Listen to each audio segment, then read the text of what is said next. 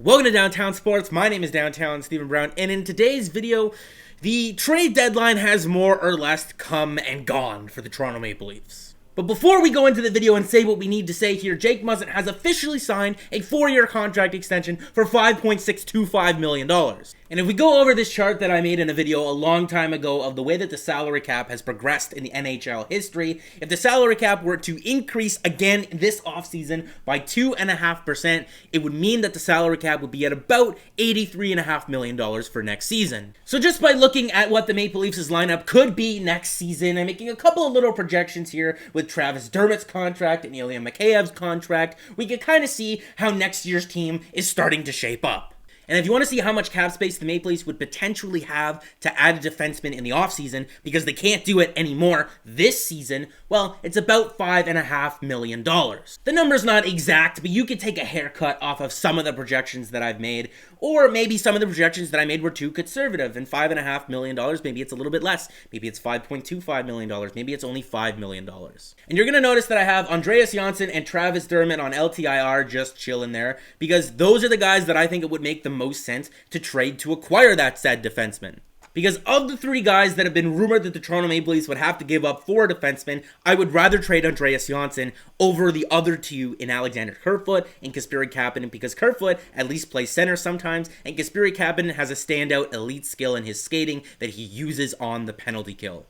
And Travis Dermott is simply there because you need to subtract someone from the D-core if you're going to add someone else there, and with the left side looking the way that it is, there's not much room for him there. And unless he shifts over to the right side like he did in junior for a little bit and like he did with the Marlies, then there really isn't a spot for him here. And putting together a package of Andreas Johnsson and Travis Dermott could probably net the Leafs the defenseman that they need to finally pair with Morgan Rielly that will allow Morgan Rielly to do the things that he's good at. Someone not named Tyson Barrie, at least, because I don't think that their playing styles match up. Sure, when they were paired together this year after Sheldon Keefe took over, they had some decent results together, but I believe in the long term, playing a defenseman with Morgan Rielly that allows Morgan Rielly to do the things that he's best at, which is pinch in and join the rush a little bit, is probably better for this team. Now that we've got this out of the way, am I upset that Kyle Dubas didn't make any trades today? No, I'm not, and I'm going to explain. Okay, when Mike Babcock was fired, boom, that was bullet number 1 launched out of the chamber here. Now that things have seemingly not fixed themselves and things are back to the way that they were before he was fired, there's another bullet loaded up in that chamber, and it's not Kyle Dubas being fired. This is on the players, because when you look at the roster that the Toronto Maple Leafs have on paper, there is no reason for them to be this terrible, this mediocre, this average, and that is what this team is. They're an average, mediocre hockey team.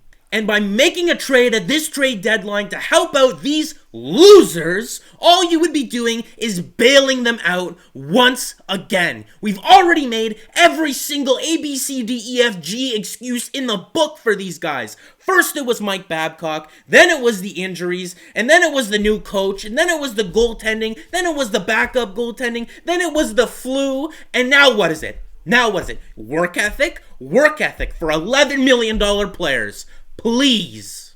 There is no possible trade that was out there and available today that Kyle Dubas could have made to make this team any better. The improvements that this team has to make has to come from within, and it starts with guys like Mitch Marner, William Nylander, Austin Matthews, and John Tavares in that order. Because guys, Who's seriously blaming John Tavares here? He took a damn discount to be here. The other three stuck it to Leafs management, stuck it to the Leafs to get as much money as they possibly could, and you're gonna really talk about fucking work ethic?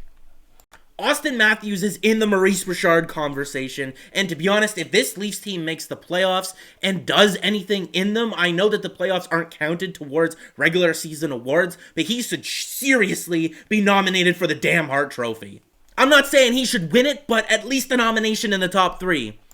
William Nylander, you've redeemed yourself, okay? We get it. Now you're a goal scorer and stuff like that, but you still need to be reminded every once in a while that there's a game going on right now, and you need to show up on a consistent night-to-night basis. But he's only making $7 million, and he's the fourth best forward on this team, and if the fourth best forward on your team is the problem with your team, then it's more than likely the first, the second, and the third best forward than him. That's the problem. I can't speak right now. The Maple Leafs simply playing to their potential would outweigh any trade deadline acquisition that Kyle Dubas could have made today. Whether or not they do it is yet to be seen, but there's 19 games left in the season.